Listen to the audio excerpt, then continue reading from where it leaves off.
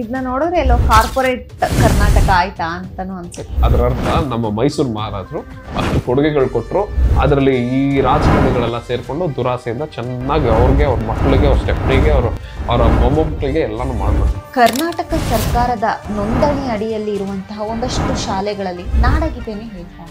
ಮತ್ತೆ ಸರ್ಕಾರಿ ಶಾಲೆನ ಯಾಕೆ ಹೀನಾಯ ಪರಿಸ್ಥಿತಿಯಲ್ಲಿ ಮಾಡ್ತಿದ್ದಾರೆ ಅಂದ್ರೆ, ಎಲ್ಲಾ ರಾಜಕಾರಣಿಗಳದ್ದು ಅವ್ರವ್ರದೇ ಪ್ರೈವೇಟ್ ಸ್ಕೂಲ್ಸ್ ಐತೆ. ಹಿಂದಿಯವರು ಎಷ್ಟು ಮೇಲಿಂದ ಬಂದಿರ್ತಾರೆ ಅಂದ್ರೆ ನಾವು ಅವ್ರು ಕಂಫರ್ಟಬಲ್ ಕೊಡ್ಬೇಕು ಅವ್ರ ಭಾಷೆಯಲ್ಲಿ ಮಾತಾಡ್ಕೊಂಡು.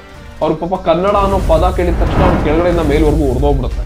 ಬೇರೆ ದೇಶದವ್ರದ್ದು ರೋಮನ್ ಆಗಿರ್ಬೋದು, ಅಲೆಕ್ಸಾಂಡರ್ ಆಗಿರ್ಬೋದು, ಪುಸ್ತಕಗಳು ಕನ್ನಡ ಪುಸ್ತಕಗಳಲ್ಲಿ ಬರ್ತಾನೆ ಇದೆ ಸ್ಟೋರಿಗಳು.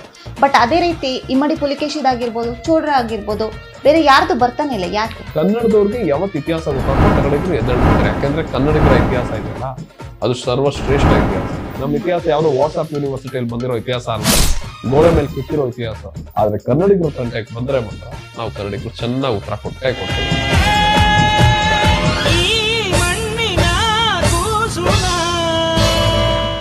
ಎಲ್ಲೋ ಒಂದ್ ಕಡೆ ಕರ್ನಾಟಕ ಕಮರ್ಷಿಯಲ್ ರಾಜ್ಯ ಆಗೋಯ್ತಾ ಅಂತ. ತುಂಬಾನೇ ಈ ಪ್ರಶ್ನೆಗೆ ಹೆಂಗ್ ಉತ್ತರ ಕೊಡ್ಬೋದು ಅಂದ್ರೆ, ನಾನು ಇದು ಈ ಒಂದು ಕಾಂಗ್ರೆಸ್, ಬಿಜೆಪಿ ಮತ್ತೆ ಬಂದಂತಹ ಎಲ್ಲಾ ರಾಜಕಾರಣಿಗಳು ಹೇಗೆ ಮಾಡ್ಬಿಟ್ಟಿದ್ದಾರೆ ಅಂದ್ರೆ, ಇವಾಗ ನೋಡಿ ಕೆಂಪೇಗೌಡರು ಅವತ್ತು ನವ ನಿರ್ಮಾಣ ಮಾಡಿದ್ರು ಬೆಂಗಳೂರನ್ನ 500 ವರ್ಷಗಳ ಹಿಂದೆ. ಅದಾದ್ಮೇಲೆ ನಮ್ಮ ನಾಲ್ವಡಿ ಕೃಷ್ಣರಾಜ ಒಡೆಯರ್ ಅವರು ಮೈಸೂರು ರಾಜರು ಎಷ್ಟೋ ಅಭಿವೃದ್ಧಿಗಳನ್ನ ಮಾಡಿದ್ರು. ನಾವು ಜಯಚಾಮರಾಜೇಂದ್ರ ಒಡೆಯರ್ ಅವರ ಕಾಲದಲ್ಲೂ ಕೂಡ, ಮಹಾರಾಜರ ಕಾಲದಲ್ಲೂ ಚೆನ್ನಾಗೇ ಇದ್ವಿ. ಯಾವಾಗ ಈ ಒಂದು ಒಕ್ಕೂಟ ಭಾರತ ಕಟ್ಬೇಕು ಅಂತ ಬಂದ್ರೆ 1900, ಇವತ್ತೇನ್ ನೀವು ಭಾರತದ ಒಂದು ಬಾವುಟ ಆ ನಕ್ಷೆ ನೋಡ್ತಿದ್ದೀರ, ಅದು 1947 ಆದ್ಮೇಲೆ ಬಂದಿರುವಂತಹ ಒಂದು ನಕ್ಷೆ. ಅದೇ ರೀತಿ ಕರ್ನಾಟಕನೂ ನಾವು ಹಂಗೆ ಕಳ್ಕೊಂಡಿದ್ದೇವೆ. ಕರ್ನಾಟಕದಲ್ಲಿ ಇರುವಂತಹ ಊಟಿ ಆಗಿರ್ಬೋದು, ಮತ್ತೆ ಈ ಕಡೆ ಕಾಸರಗೋಡು ಆಗಿರ್ಬೋದು, ಹೀಗೆ ಎಷ್ಟು ಜಾಗಗಳನ್ನ ಕಳ್ಕೊಂಡಿದ್ದೇವೆ ನಾವು. ಏನಕ್ಕೆ ಅಂದ್ರೆ ಕಮರ್ಷಿಯಲ್ ಮತ್ತೆ ದುರಾಸೆ ಜಾಸ್ತಿ. ಎಷ್ಟು ಮಟ್ಟಿಗೆ ದುರಾಸೆ ಇದೆ ಅಂತ ಹೇಳ್ತೀನಿ ನೋಡಿ. ನೀವು 90ರ ದಶಕದಲ್ಲಿ ಇದ್ದಂತಹ ಬೆಂಗಳೂರು ನೋಡಿ, ಎಷ್ಟು ಚೆನ್ನಾಗಿತ್ತು, ಎಷ್ಟು ಮರಗಳಿತ್ತು. ಇವತ್ತೆಷ್ಟು ಕಾಂಕ್ರೀಟ್ ಆಗ್ಬಿಟ್ಟೈತೆ. ಇದೆಲ್ಲ ಕಾಡಿನ ಪ್ರದೇಶ. ಆರ್ ನಗರ, ಕೆಂಗೇರಿ, ಇದೆಲ್ಲ ಒಂದು ಕಾಲದಲ್ಲಿ ಕಾಡಿನ ಪ್ರದೇಶ. ಇವೆಲ್ಲ ಇವತ್ತು ಹೆಂಗಾಗ್ಬಿಟ್ಟಿದೆ ಅಂದ್ರೆ, ಆಯ್ತು ಸರಿ ಎಲ್ರಿಗೂ ಮನೆ ಬೇಕು, ಸರಿ ಕಟ್ಕೊಳ್ಳೋಣ, ತಪ್ಪೇನಿಲ್ಲ. ಆದ್ರೆ ಈ ಒಂದು ಕಾಂಗ್ರೆಸ್ ಅವರು, ಬಿಜೆಪಿ ಅವರು, ಬೇರೆ ಬೇರೆ ರಾಜಕಾರಣಿಗಳು ಇವರೆಲ್ಲ ಏನ್ ಮಾಡಿದ್ರು ಅಂದ್ರೆ, ಈ ಒಂದು ಬೆಳಂದೂರು, ಮಾರ್ತಳ್ಳಿ, ವೈಟ್ ಫೀಲ್ಡ್ ಅಲ್ಲಿ ಇದ್ದಿದ್ದಂತಹ ಕೆರೆಗಳನ್ನೆಲ್ಲ ಮುಚ್ಚಿ ಅದ್ಮೇಲೆ ಅಪಾರ್ಟ್ಮೆಂಟ್ಗಳನ್ನ ಕಟ್ಟಿದ್ರು. ಗ್ರೇಟರ್ ಬೆಂಗಳೂರು ಎಷ್ಟು ಗ್ರೇಟ್ ಆಗಿದೆ ಅಂತ ನಿಮ್ಗೆ ಗೊತ್ತಾಗಬೇಕು ಅಂದ್ರೆ ಮಳೆ ಬಂದಾಗ ಗೊತ್ತಾಗುತ್ತೆ. ಇಲ್ಲಿ ನೋಡಿ ಈ ಏರಿಯಾಗಳಲ್ಲಿ ಹೆಂಗಿದೆ, ಮಳೆ ಬಂದ್ರು ಅಷ್ಟೇನು ಜಾಸ್ತಿ ಇದಾಗಲ್ಲ, ನಮ್ಗೆ ತೊಂದರೆ ಕೊಡಲ್ಲ. ಅದೇ ನೀವು ಹೋಗ್ಬಿಟ್ಟು ಬೆಳಂದೂರು, ಮಾರ್ತಳ್ಳಿಗೆ ಹೋಗಿ ಮೊಣ್ಕಾಲ್ವರೆಗೂ ನೀರು ನಿಂತಿರುತ್ತೆ. ಅಪಾರ್ಟ್ಮೆಂಟ್ ಒಳಗಡೆ ಎಲ್ಲ ಕೆರೆ ಆಗ್ಬಿಟ್ಟಿರುತ್ತೆ. ಯಾಕೆ? ಕೆರೆಗಳ ಮೇಲೆ ಇರೋ ಕೆರೆನ ಬಿಟ್ಬಿಟ್ಟು, ಕೆರೆನ ಮುಚ್ಚಿಬಿಟ್ಟು ಅಪಾರ್ಟ್ಮೆಂಟ್ಗಳು, ITBT ಕಂಪನಿ ಕಟ್ಟಿದ್ದಾರೆ ಇವರು. ಮತ್ತೆ ಇವರ ದುರಾಸೆಯಿಂದಾನೆ ಇವತ್ತು ಬೆಂಗಳೂರು ಹಾಳಾಗಿ ಹೋಗ್ತಿದೆ. ಇದನ್ನ ನೋಡಿದ್ರೆ ಎಲ್ಲೋ ಕಾರ್ಪೊರೇಟ್ ಕರ್ನಾಟಕ ಆಯ್ತಾ ಅಂತಾನು ಅನ್ಸುತ್ತೆ. ಕಾರ್ಪೊರೇಟ್ ಕರ್ನಾಟಕ ಮುಂಚೆ ಕಾರ್ಪೊರೇಟ್ ಇತ್ತು, ಇಲ್ಲ ಅಂತ ಅಲ್ಲ. ಆದ್ರೆ ಅತಿಯಾದ ದುರಾಸೆ ಬೇಕಿರ್ಲಿಲ್ಲ. ಈಗ ಟೈರ್ 2 ಸಿಟಿ ಮಾಡ್ಬೋದಿತ್ತು. ಯಾಕೆ ಬೆಂಗಳೂರನ್ನೇ ಒಂದು ಕ್ಯಾಪಿಟಲ್ ಸಿಟಿ ಮಾಡಿದ್ರು ಇವರು ಅಂದ್ರೆ, ಮೇನ್ ಕ್ಯಾಪಿಟಲ್ ಸಿಟಿ ಅಂತೀನಿ, ಒಂದು ನಮ್ಮ ರಾಜಧಾನಿ ಮಾಡಿದ್ರು ಅಂದ್ರೆ, ಮುಖ್ಯವಾಗಿ ಇಲ್ಲಿದ್ದಂತಹ ನಾಲ್ವಡಿ ಕೃಷ್ಣರಾಜ ಒಡೆಯರ್ ಅವರು ಕೊಟ್ಟಂತಹ ಕೊಡುಗೆಗಳು ಬೆಂಗಳೂರನ್ನ ಆ ಒಂದು ವಾತಾವರಣ ಸೃಷ್ಟಿ ಮಾಡಿದ್ರು. LRDO, DRDO ಏನೇನೋ ಮಾಡಿದ್ರು. HAL ಆಗಿರ್ಬೋದು, ಟಾಟಾ, ನೀವು ನೋಡ್ತಾ ಇದ್ರಿ, ಎಲ್ಲಾನು ಮೈಸೂರು ರಾಜರ ಕೊಡುಗೆನೆ. ಇಡೀ ಬೆಂಗಳೂರೇ ಮೈಸೂರು ರಾಜರ ಕೊಡುಗೆ. ಆದ್ರೆ ಇವರು ದುರಾಸೆ ಇರೋ ವ್ಯಕ್ತಿಗಳೆಲ್ಲ ಬಂದ್ಬಿಟ್ಟು ಇದನ್ನೆಲ್ಲ ಹಾಳು ಮಾಡಿ ಕಾರ್ಪೊರೇಟ್ ಅವ್ರಿಗೆಲ್ಲ ಕೊಟ್ಟು, ಕಾರ್ಪೊರೇಟ್ ಅವರು ಮತ್ತೆ ಇನ್ನ ಏನ್ ಗೊತ್ತಾ, ITBT ಅವ್ರು ಏನಕ್ಕೆ ಇಲ್ಲಿ ಇನ್ವೆಸ್ಟ್ ಮಾಡ್ತಾರೆ ಅಂದ್ರೆ, ಅವ್ರು ಜಾಸ್ತಿ ಚೆಕ್ ಮಾಡೋದೇನಂದ್ರೆ, ಒಂದ್ ಕಡೆ ನಾವು ಇದ್ದಾಗ, ಒಂದ್ ಕಡೆ ಒಂದ್ ಕಂಪನಿ ಮಾಡಿದಾಗ ಅಲ್ಲಿ ಫುಡ್ ಸರಿಯಾಗಿ ಸಿಗುತ್ತಾ, ಕ್ರೈಮ್ ರೇಟ್ ಎಷ್ಟಿದೆ, ಇದೆಲ್ಲ ನೋಡಿ ಅವ್ರು ಮಾಡ್ತಾರೆ. ಸೊ ಅವರೆಲ್ಲ ಇಲ್ಲಿ ಬರೋದಕ್ಕೆ ಕಾರಣ ಅದೇನೆ. ಅದರ ಅರ್ಥ ನಮ್ಮ ಮೈಸೂರು ಮಹಾರಾಜರು ಅಷ್ಟು ಕೊಡುಗೆಗಳು ಕೊಟ್ಟರು, ಅದರಲ್ಲಿ ಈ ರಾಜಕಾರಣಿಗಳೆಲ್ಲ ಸೇರ್ಕೊಂಡು ದುರಾಸೆಯಿಂದ ಚೆನ್ನಾಗಿ ಅವ್ರಿಗೆ, ಅವ್ರ ಮಕ್ಕಳಿಗೆ, ಅವ್ರ ಸ್ಟೆಫ್ನಿಗೆ, ಅವರ ಮೊಮ್ಮಕ್ಕಳಿಗೆ ಎಲ್ಲಾನು ಮಾಡ್ಬಿಟ್ರು. ಇದೇ ವಿಷಯ. ಭಾಷೆ ವಿಚಾರವಾಗಿ ನೀವು ತುಂಬಾ ಬಾರಿ ಧ್ವನಿ ಎತ್ತಿರೋದ್ರಿಂದ ಎಲ್ಲೋ ಒಂದ್ ಕಡೆ ನಿಮ್ಮ ಮೇಲೂ ಭಾಷೆ ವಿಚಾರವಾಗಿ ದೌರ್ಜನ್ಯ ಆಗಿತ್ತಾ? ಖಂಡಿತ ಇಲ್ಲ. ಸುಮಾರು ಜನ ನಾನು ಕೇಳ್ತಿರ್ತಾರೆ, ಹರೀಶ್ ಇಷ್ಟೊಂದು ಭಾಷೆ ರಾಜಕಾರಣಿಗಳನ್ನೆಲ್ಲ ವಿರೋಧಿಸ್ತಿರಲ್ಲ, ನಿಮ್ಗೆ ಏನಾದ್ರು ದೌರ್ಜನ್ಯ ಅಥವಾ ಥ್ರೆಟ್ಗಳು ಅದೆಲ್ಲ ಏನಾದ್ರು ಬರತ್ತಂತ. ಖಂಡಿತ ಏನು ಇಲ್ಲ. ನಾವು ಬದುಕ್ತಿರೋದು ಸಂವಿಧಾನದ, ಡಾಕ್ಟರ್ BR ಅಂಬೇಡ್ಕರ್ ಅವರು ಬರೆದಿರುವಂತಹ ಸಂವಿಧಾನದಲ್ಲಿ. ನಮ್ಗೆ ನಮ್ಗೆ ಎಲ್ಲಾರ್ಗು ಮಾತಾಡೋದಕ್ಕೆ ಅರ್ಹತೆ ಇದೆ. ನಾವು ಮಾತಾಡೋ ಅರ್ಹತೆ ಇರೋದ್ಕಿಂತ ಈ ದೇಶದಲ್ಲಿ ಪ್ರತಿಯೊಬ್ಬರಿಗೂ ಮಾತಾಡೋಕೆ ಫ್ರೀಡಮ್ ಆಫ್ ಸ್ಪೀಚ್ ಇದೆ. ಏನಾದ್ರು ತಪ್ಪಿದೆ ಅಂದ್ರೆ ಖಂಡಿಸ್ತೀವಿ, ತಪ್ಪೇನಿದೆ. ಸೊ ಅದನ್ನ ಬಂದ್ಬಿಟ್ಟು ದೌರ್ಜನ್ಯ ಮಾಡೋದು ಅಥವಾ ಯಾರು ಅಂತ ಮಾಡಿಲ್ಲ. ಆದ್ರೆ ಒಂದಿಷ್ಟು ಬೇರೆಯವ್ರಿಗೆಲ್ಲ ಧ್ವನಿ ಎತ್ತಿದಾಗ ಅವ್ರಿಗೆ ದೌರ್ಜನ್ಯ ಆಗಿರೋದು ಇದೆ. ಅದಕ್ಕೆ ನಾನು ಪ್ರತಿಯೊಬ್ಬರಲ್ಲೂ ಕೇಳ್ಕೊಳ್ಳೋದೇನಂದ್ರೆ, ಈಗ ನಾನು ಒಂದು ವಿಡಿಯೋ ಮಾಡ್ತೀನಿ ಅಥವಾ ಈಗ ನಾನು ಏನಾದ್ರು ಮಾತಾಡ್ತಿದ್ದೀನಿ ಅಂದಾಗ ನಾ ಅದ್ರ ಬಗ್ಗೆ ತಿಳ್ಕೊಂಡು ಮಾತಾಡ್ತಾ ಇರ್ತೀನಿ. ಸುಮ್ಮನೆ ಮಾತಾಡಲ್ಲ. ಏನೋ ಜೋಶ್ ಇದೆ, ಏನೋ ಕರೆದ್ಬಿಟ್ರು ಅಥವಾ ರೀಲ್ಸ್ ಅಲ್ಲಿರೋ ಮಾಡ್ಬಿಟ್ಟೆ ಆ ಜೋಶಲ್ಲಿ ಮಾತಾಡಲ್ಲ. ಯಾರು ಸುಮ್ಮನೆ ವಿಷಯನೇ ತಿಳ್ಕೊಂಡಿರಲ್ಲ, ಅರ್ಧಂಪರ್ಧ ಇಲ್ಲಪ್ಪ ನಮ್ ಕನ್ನಡ ಅಂತ ಮಾತಾಡ್ತಾರಲ್ಲ, ಅವ್ರಿಗೆ ಏನಾದ್ರು ಥ್ರೆಟ್ ಕಾಲ್ ಬಂದಾಗ ಅಥವಾ ಏನಾದ್ರು ಏನಕ್ಕೆ ಹಿಂಗ್ ವಿಡಿಯೋ ಮಾಡಿದ್ರಿ ಅಂತ ಕೇಳಿದಾಗ ಹಿಂಗ್ ಅಂತ ಮಾತಾಡೋದಕ್ಕೆ ನಮ್ಗೆ ಗೊತ್ತಿರ್ಬೇಕು. ನಮಗ್ ಗೊತ್ತಿಲ್ಲದೆ ಇದ್ದಾಗ ದೌರ್ಜನ್ಯಗಳು, ಥ್ರೆಟ್ಸ್ ಅವೆಲ್ಲ ಬರುತ್ತೆ. ಓಕೆ, ಕರ್ನಾಟಕ ಸರ್ಕಾರದ ನೋಂದಣಿ ಅಡಿಯಲ್ಲಿ ಇರುವಂತಹ ಒಂದಷ್ಟು ಶಾಲೆಗಳಲ್ಲಿ ನಾಡಗೀತೆನೆ ಹೇಳ್ತಾ ಇಲ್ಲ. ಯಾಕೆ ಇದ್ರ ಬಗ್ಗೆ ಯಾರು ಧ್ವನಿ ಎತ್ತಲ್ಲ? ಖಂಡಿತ ಇದ್ರ ಬಗ್ಗೆ ನಾವೆಲ್ಲ ವಿಡಿಯೋ ಮಾಡಿದ್ವಿ. ಸೊ ಇಲ್ಲಿ ಏನಾಗತ್ತೆ ಅಂದ್ರೆ, ಇವತ್ತು ಸರ್ಕಾರಿ ಶಾಲೆಗಳನ್ನ ಸೇರಿಸಿ ಅಂತ ಸುಮಾರು ಜನ ಹೇಳ್ತಿರ್ತಾರಲ್ವಾ, ಅದೇ ಸರ್ಕಾರಿ ಶಾಲೆಗಳಲ್ಲಿ ಶೌಚಾಲಯ ಸರಿ ಇಲ್ಲ. ಹೋರಾಟಗಾರರೆಲ್ಲ ಧ್ವನಿ ಎತ್ತಿದಾರೆ, ಇಲ್ಲ ಅಂತ ಅಲ್ಲ. ಎಲ್ರು ಹೇಳ್ತಾರೆ ಹೋರಾಟಗಾರ ಮಕ್ಕಳನ್ನ ನೀವೇನಕ್ಕೆ ಕನ್ನಡ ಮೀಡಿಯಂ ಅಲ್ಲಿ ಸೇರ್ಸಲ್ಲ ಅಂದ್ರೆ, ಕಾರಣ ಅಲ್ಲಿ ವ್ಯವಸ್ಥೆನೇ ಇಲ್ಲ.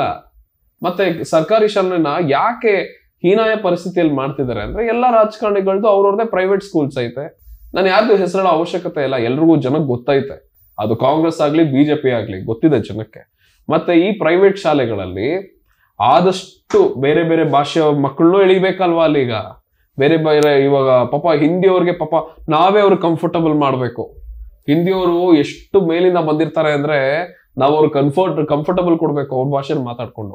ಅವ್ರ ಪಾಪ ಕನ್ನಡ ಅನ್ನೋ ಪದ ಕೇಳಿದ ತಕ್ಷಣ ಅವ್ರ ಕೆಳಗಡೆಯಿಂದ ಮೇಲ್ವರೆಗೂ ಉರಿದೋಗ್ಬಿಡುತ್ತೆ. ಹಿಂದಿಯವ್ರು ಇದಾರಲ್ಲ, ಅವ್ರಿಗೆ ಕನ್ನಡಿಗಳು ಅಂತ ಕೇಳಿದ ತಕ್ಷಣ ಅವ್ರಿಗೆ ಉರಿಯುತ್ತೆ.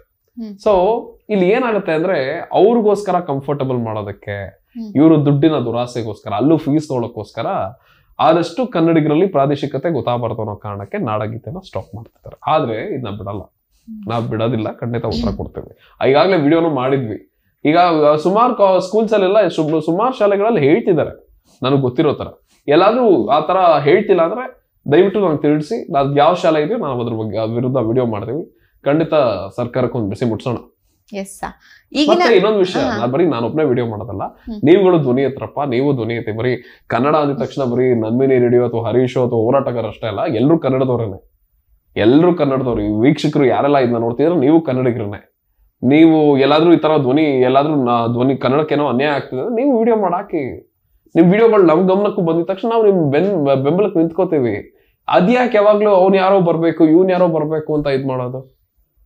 ಎಸ್, ಈಗಿನ ಕಾಲದ ಮಕ್ಳಿಗೆ ಹೇಗಾಗಿದೆ ಅಂದ್ರೆ, ಟ್ವಿಂಕಲ್ ಟ್ವಿಂಕಲ್ ಲಿಟ್ಲ್ ಸ್ಟಾರ್ ಹಾಗೆ ರೈಮ್ಸ್ ಮುಖ್ಯನಾ ಅಥವಾ ಈ ಕಾಗುಣಿತ ಮುಖ್ಯನಾ ಅಂತಾನು ಬರುತ್ತೆ ನೋಡಿ. ತಂದೆ ತಾಯಿ ಯಾವ ತರ ಆಗ್ಬಿಡ್ತಾರೆ ಅಂದ್ರೆ, ತಂದೆ ತಾಯಿ ಮಕ್ಳಿಗೆ ಮೊದ್ಲಿಂದಾನು ನನ್ ಮಗ ಏನ್ ಕಲಿಯೋದ್ರಿಂದ ಅವ್ನಿಗೇನ್ ಉಪಯೋಗ ಇದೆ ಹಂಗ ಯೋಚನೆ ಮಾಡಕ್ ಆದಾಗ ಇಡೀ ಜೀವನನೇ ಕಮರ್ಷಿಯಲ್ ಆಗ್ಬಿಡುತ್ತೆ. ಈಗ ನಮ್ಮಮ್ಮನ ನನ್ನಮ್ಮ ಅಂದ್ರೆ ಏನು ಉಪಯೋಗ ಇದೆ ಅಂತ ಯಾರಾದ್ರೂ ಕೇಳಿದ್ರೆ ಹೆಂಗಿದೆ ಅದ್ ಪ್ರಶ್ನೆ. ಸೊ ಹಂಗಾಗಿದೆ ಇವತ್ತಿನ ಕಾಲದಲ್ಲಿ. ಕನ್ನಡ ಕಲಿಯೋದ್ರಿಂದ ನನ್ನ ಮಗನ್ಗೆ ಏನು ಉಪಯೋಗ ಇದೆ, ನನ್ನ ಮಗಳಿಗೆ ಏನು ಉಪಯೋಗ ಇದೆ. ನಾನೇ ಕೆಲವ್ರನ್ನ ನೋಡಿದ್ದೀನಿ, ಹರೀಶ್ ನಿಮ್ಗೆ ಗೊತ್ತಾ ನನ್ನ ಮಕ್ಳಿಗೆ ಹಿಂಗೆ ಕನ್ನಡನೇ ಬರಲ್ಲ ಹರೀಶ್ ಅಂತಾರೆ. ಎಷ್ಟು ಕೋಪ ಬರುತ್ತೆ ಅಂದ್ರೆ, ಏನಾದ್ರೂ ಎತ್ತು ಬಾರಿಸ್ಬಿಡೋಣ ಅನ್ನೋಷ್ಟು ಕೋಪ ಬರುತ್ತೆ. ಯಾಕೆಂದ್ರೆ ಇವ್ರುಗಳೇ ಕಾರಣ. ನಾನು ಹೇಳ್ತಾ ಇದ್ದೀನಿ ನೋಡಿ, ಇವ್ರುಗಳೇ ಪೋಷಕರೇ ಕಾರಣ. ಈಗ ಆಮೇಲೆ ಹೇಳೋ ಇವ್ರು ನನಗೆ ಅರ್ಥನೇ ಆಗಲ್ಲ, ಇವ್ರೇನೆ ಮಕ್ಕಳಿಗೆ ಚಿಕ್ಕ ವಯಸ್ಸಿಂದ ವೆಸ್ಟರ್ನೈಸೇಷನ್ ಮಾಡಿಸ್ಬಿಡ್ತಾರೆ. ಎಲ್ಲ ಅದೇ ಕಲ್ಚರ್ ತೋರಿಸ್ತಾ ಹೋಗ್ತಾರೆ. ಆಮೇಲೆ ದೊಡ್ಡವ್ರು ಆದ್ಮೇಲೆ ಹೇಳ್ತಾರೆ ನನ್ನ ಮಕ್ಕಳಿಗೆ ಭಾಷೆ ಅಭಿಮಾನ ಇಲ್ಲ, ಸಂಸ್ಕಾರ ಇಲ್ಲ, ಸಂಸ್ಕೃತಿ ಇಲ್ಲ ಅಂದ್ರೆ ನೀವು ಚಿಕ್ಕ ವಯಸ್ಸಿಂದ ಹೇಳ್ಕೊಡ್ಬೇಕಿತ್ತು. ಈಗ ಮಕ್ಳು ಹೆಂಗಾಗಿದ್ದಾರೆ, ನಾವೆಲ್ಲ ಹೆಂಗಿದ್ವಿ, ಯಾರಾದ್ರೂ ಮನೇಲಿ ಅಂಕಲೋ ಆಂಟಿನೋ ಯಾರೋ ಬಂದಿದ ತಕ್ಷಣ ಆಂಟಿ ನಮಸ್ಕಾರ ಆಂಟಿ ಅಂತ ಕೈ ಮುಗಿದು ನಾವು ವೆಲ್ಕಮ್ ಮಾಡ್ತಿದ್ವಿ. ಇವತ್ತು ಎಷ್ಟು ಜನ ಮಕ್ಳನ್ನ ಮಾಡ್ತಾರೆ? ಭಾಷೆ ಅಭಿಮಾನ ಬಿಡಿ, ಮೊದಲ ಸಂಸ್ಕಾರ ಹೇಳ್ಕೊಡ್ತಾರ ಮನೇಲಿ. ಸಂಸ್ಕಾರ ಹೇಳ್ಕೊಡೋದು ಮೊದ್ಲು, ಭಾಷೆ ಅಭಿಮಾನ ಎರಡನೇದು. ಮೊದ್ಲು ಸಂಸ್ಕಾರ ಹೇಳ್ಕೊಡೋಣ, ದೊಡ್ಡವ್ರ ಗೌರವ ಕೊಡೋದನ್ನ ಹೇಳ್ಕೊಡೋಣ. ದೊಡ್ಡವ್ರ ಮುಂದೆ ಕಾಲ್ ಮೇಲೆ ಕಾಲ್ ಹಾಕೊಂಡು ಕೂತ್ಕೊಳ್ಳೋರು ಇದಾರೆ ಅಂದ್ರೆ ಹೇಳ್ತಿರೋದು ನಿಮ್ಗೆ.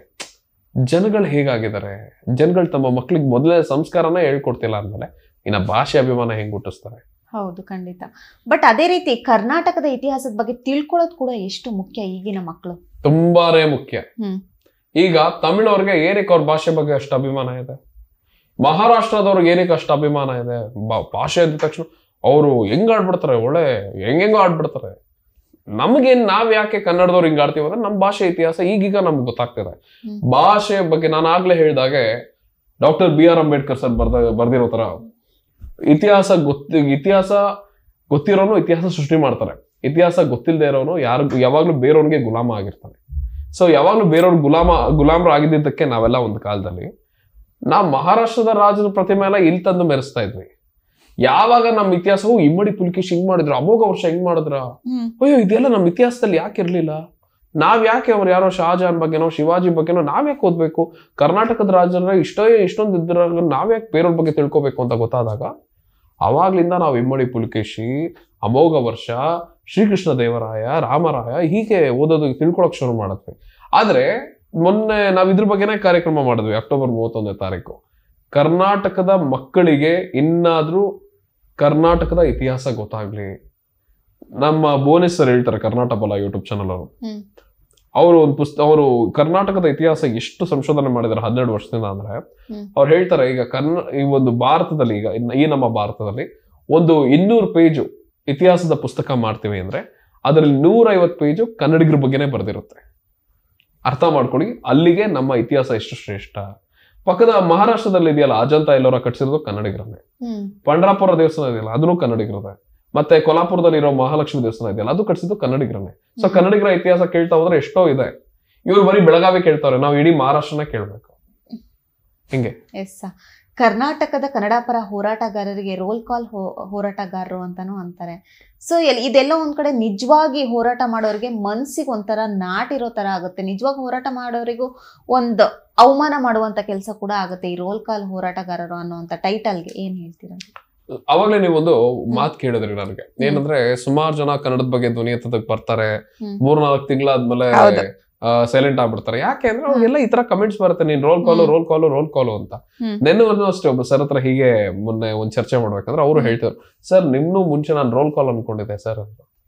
ಸರ್ ನಿಮ್ಗೆ ಯಾಕೆ ಸರ್ ಹಂಗ ಅನ್ಸುತ್ತೆ ನನ್ ಬಗ್ಗೆ? ನಾವು ಕಾಂಗ್ರೆಸ್ ಪರ ಒಂದ್ ವಿಡಿಯೋನಾದ್ರೂ ಮಾಡಿದೀನ ಸರ್ ರೋಲ್ ಕಾಲ್ ಅನ್ನಕ್ಕೆ ನೀವು? ಇಲ್ಲ ಸರ್ ಅಂದ್ರೆ ಕನ್ನಡ ಹೋರಾಟಗಾರರ ಬಗ್ಗೆ ಹಂಗ ಅನ್ಸ್ಬಿಟ್ಟಿದೆ ಸರ್ ನಮ್ಗೆ. ಸೊ ನಾನ್ ಹೇಳ್ತಿರೋದು ನಿಮ್ಗೆ ಏನಂದ್ರೆ, ಒಂದಿಷ್ಟು ಜನ ಅವ್ರಿಗೆ ಕನ್ನಡದ ಗಂಧಗಳಿನೇ ಗೊತ್ತಿರಲ್ಲ ಅಥವಾ ಕನ್ನಡ ಬೇಕೂನು ಇರಲ್ಲ ಅವ್ರಿಗೆ.